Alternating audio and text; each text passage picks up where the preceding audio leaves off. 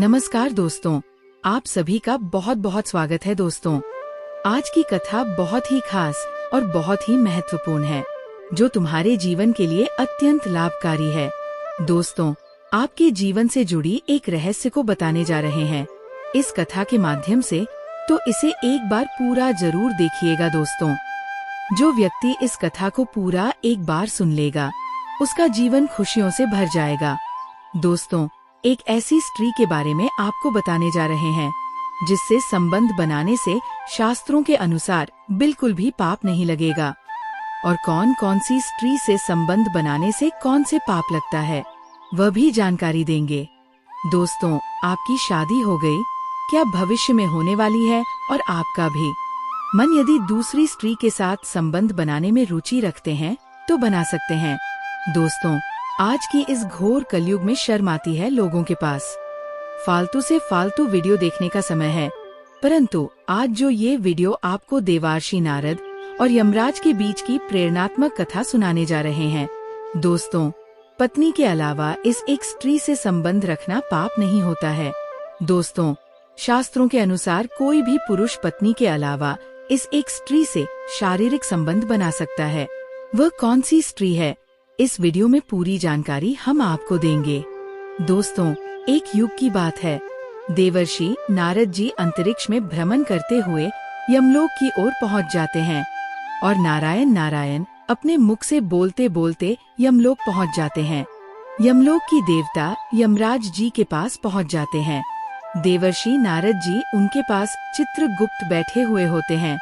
तभी देवर्षि नारद स्थान पर पहुंच जाते हैं।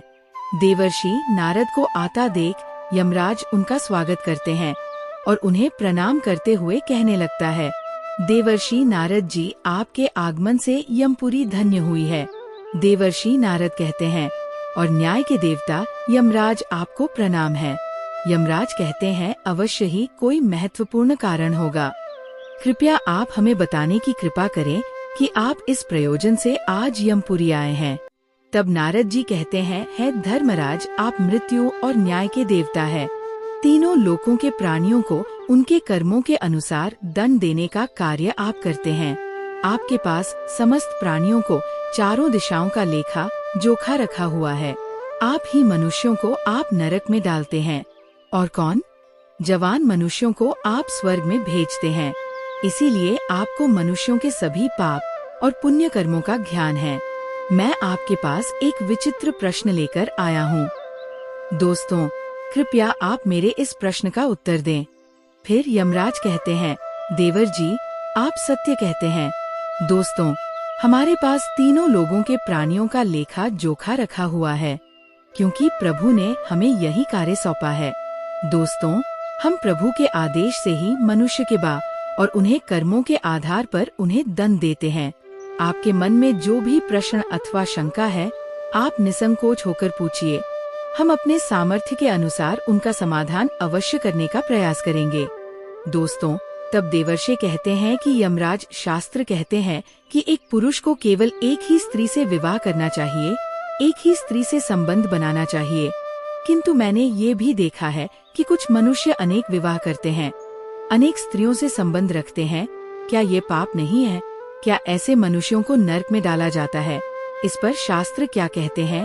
क्या कोई मनुष्य अनेक स्त्रियों से विवाह कर सकता है? कृपया आप मेरी इस शंका को दूर करें। यमराज कहने लगते हैं कि देवर्षि, अपने समस्त मानव जाति के कल्याण के लिए उचित ही प्रश्न किया है। दोस्तों, हम आज के इस युग की बात करें तो जब पति पत्नी एक दूसरे की शादी के बंधन में बंध जाते हैं और एक साथ रहने की कसम खाते हैं। दोस्तों, ये कसम आज के इस आधुनिक जमाने में हर कोई पंडित के सामने लेता ही है, परंतु आज की इस जमाने में कसम जो एक दूसरे के पति पत्नी के समय शादी के समय ली जाती है, एकमात्र कसम ही रह गई है। क्योंकि दोष तो शादी हो जाने के बाद एक ही पत्नी के साथ कई बार संभोग करने के बाद या सेक्स करने के बाद पुरुष बोर हो जाता है और दूसरी पत्नी की तरह नजर लगाना शुरू कर देता है। और आपकी इस जमाने में हर एक पुरुष शादीशुदा, बस यही फर्क नहीं घूमता रहता है कि इस औरत से और संबंध बना लो, फिर सोचता है एक और औरत से संबंध बना, दो इशे करते करते उसका मन किसी भी औरत के साथ नहीं लगता है। बस उसके मन में एक नीनी औरतों के साथ हवस बुझाने का ही मन बना रहता है। परंतु दोस्तों, एक ही स्त्री ऐसी होती है कि अगर आप उसके साथ पत्नी के होते हुए भी संबंध बनाते हैं, शारीरिक या सेक्स करते हैं, तो दोस्तों, शास्त्रों के अनुसार आँखों पाप नहीं लगेगा। दोस्तों, संसार में मनुष्य एक से अधिक विवाह कर सकता है या नहीं? इसका उत्तर देने से पूर्व में आँखों के कथा सुनाता हूँ। इस महान कथा में आपको सभी प्रश्नों के उत्तर मिल जाएंगे, इसीलिए आप इस कथा को ध्यान से जरूर सुने। जो भी इस कथा को ध्यान से सुनता है, मैं उसके 31 अपराध माफ करता हूँ। फिर नारद जी कहते हैं कि धर्मराज, आप उस कथा को अवश्य करें, मैं उसे ध्यान से पूरा सुन लूंगा। तब यमराज नारद जी को वो महान कथा सुनाते हैं। प्राचीन काल की बात है। मध्य देश में एक अत्यंत शुभा के नाम नगरी थी। उस नगरी के एक अत्यंत गुणवान, बलवान और रूपवान राजा थे, जिनका नाम था धर्मपाल महाराज। धर्मपाल एक न्याय प्रिय राजा थे। उनकी प्रजा उनके न्याय से अत्यंत संतुष्ट रहा करती थी। राजा भी अपनी प्रजा का अच्छी तरह से देखभाल करते हैं। प्रजापत सभी जोड़ों का अच्छी तरह से ध्यान रखते थे। इस महाराजा की सुकन्या नाम की पत्नी थी, जो अत्यंत सुंदर, गुणवान, चरित्रवान और पतिव्रता नारी थी। महाराज धर्मपाल और रानी सुकन्या बहुत ही दयालु स्वभाव के थे। वे हर प्रकार के यज्ञदान, धर्म तथा अनुष्ठान किया करते थे। उनके साम्राज्य में सब कुछ था, किंतु केवल कारण से महाराज, महारानी और प्रजा दुखी रहते थे। महाराज को कोई संतान नहीं थी, जिससे महाराज दुखी और चिंता में रहते थे। प्रजा को भी महाराज की ऐसी दशा अच्छी नहीं जा रही थी। कितने ही प्रयास करने पर भी महाराज इसको कोई संतान नहीं हो रही थी। महाराज ने अनेक वैद्य बुलाए, अनेक पुत्र प्रताप के उपाय किया, दान धर्म किया, व्रत किया, किंतु उन्हें किसी भी उपाय से संतुष्टि नहीं मिली। फिर एक दिन प्रजा जन महाराज के पास आते हैं और कहते हैं, महाराज, आप पुत्र प्रताप के लिए दूसरा विवाह करें। किंतु महाराज अपनी प्रजा की बात से सहमत नहीं। एक पत्नी के होते हुए कभी दूसरी स्त्री के पास नहीं जाना चाहिए। जिस प्रकार से एक मादा पशु के साथ 2 नर पशु नहीं रह सकते, ठीक उसी प्रकार से एक पुरुष के साथ दोस्ती न कभी सुखी नहीं रह सकती। दोस्तों, जो पुरुष एक पत्नी होते हुए भी दूसरी स्त्री से संबंध रखता है, वह घोर पाप करता है और नर्क में ही गिरता है। इसी कारण से महाराज दूसरा विवाह नहीं करना चाहते थे। फिर प्रजन महारानी के पास जाकर उनसे आग्रह करते हैं कि वह महाराज को दूसरा विवाह करने के लिए मनाए। तब रानी सुकन्या भी प्रजा के दुख समझती है और महाराज के पास आकर कहने लगती है कि स्वामी, आप कृपया दूसरा विवाह कर लीजिए। हमारी राज्य को भविष्य में एक राजा की आवश्यकता पड़ सकती है। फिर महाराज रानी को भी मना करते हैं और कहते हैं, एकरी यदि मैं दूसरा विवाह भी कर लूंगा, तुम्हें पाप का भागी बन जाऊंगा, मुझे नर्क में ही जाना पड़ेगा। और बताओ, क्या मेरी दूसरे विवाह से खुश रह पाओगी? तब रानी कहती है, स्वामी, आपकी खुशी में ही मेरी खुशी है। मैं मेरी सोतन को अपनी बेहन मानकर प्यार दूंगी। कृपया आप संकोच ना करें। मुझे इस सेक्शन मात्र भी दुख नहीं होगा। मैं आपको विवाह के लिए सहमति देती हूँ। तब महाराज कहते हैं, हे देवी, किंतु मुझे उस पाप से कौन बचाएगा जो एक तरीके होते हुए भी दूसरी स्त्री के साथ संबंध रखना से मिलता है। इस बात से कोई मुक्ति नहीं है। मैं ऐसा घर अनर्थ नहीं करना चाहता हूँ। उधर से मुझे एक बतव उचाएगा कि कोई का विनाश हो जाएगा। इसी भाई से सभी पूर्वज बहुत दुखी हो जाते हैं। फिर एक दिन सभी पूर्वज महाराज के सपने में आकर उन क्योंकि उपाय हो वह मैं अवश्य ही करूँगा। तभी दे पूर्वज कहने लगते हैं, एक पुत्र हमारी मुक्ति का एक ही उपाय है, वो है तुम्हारी संतान। यदि तुम पुत्र को जन्म नहीं दोगे तो तुम्हारे साथ साथ हमें भी नरक जाना पड़ेगा। हमारा संपूर्ण कुल और वंश नाश हो जाएगा। इसीलिए है पुत्र, हम तुमसे विनती करते हैं कि तुम दूसरा विवाह करो। पुत्र के बिना मनुष्य को सद्गति प्राप्त नहीं होती है। उधर ही अपने माता पिता का उद्धार करता है, उन्हें मुफ्त दिलाता है। जब वो श्राद्ध करता है तो हमारे पाप नष्ट हो जाते हैं। जब वह पृथ्वी लोक पर दान धर्म करता है तो हमें स्वर्ग लोक में भोजन की प्राप्ति होती है। इसलिए है पुत्र, तुम सीख रही पुत्र की प्राप्ति के लिए कोई उपाय करो अपने। पितरों की बात सुनकर भी महराज दूसरा विवाह करने के लिए तैयार नहीं होते हैं।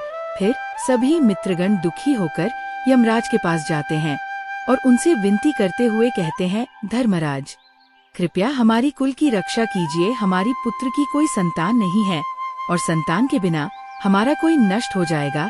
कृपया आप हमारे पुत्र को दूसरा विवाह करने की आज्ञा दे। फिर यमराज कहते हैं, महात्माओं, अवश्य ही तुम्हारी पुत्र को समझा लूंगा और उसे पुत्र प्राप्त करने के लिए प्रेरित करूंगा। ऐसा कर यमराज पृथ्वी लोक पर आते हैं। जय जय जय बजरंगबली, जय जय जय बजरंगबली। दोस्तों बोलो जय जय बजरंगबली की जय हो। श्री बजरंगबली जी। जो भी भक्त इस वीडियो को देख रहा है उसके घर में सुख समृद्धि आए, उसके घर में कोई भी परेशानी नहीं आए और पूरा परिवार सुख शांति से अपना जीवन यापन करे।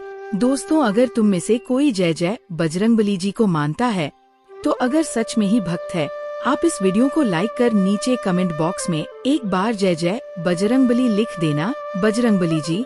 जो भी भक्त कमेंट बॉक्स में जय जय बजरंगबली लिखता है तो उसके मन में जो भी मनोकामना है वह पूरी कर देना। दोस्तों, कहानी को आगे बढ़ते हुए जब यमराज पृथ्वी लोक पर आते हैं और एक साधु का रूप धारण करके महाराजा धर्मपाल के दरबार में जाते हैं, उन साधु को देखकर महाराज धर्मपाल अत्यंत प्रसन्न होते हैं और उनका आदर सत्कार करते उनसे पूछते हैं, महात्मा आप कौन हैं?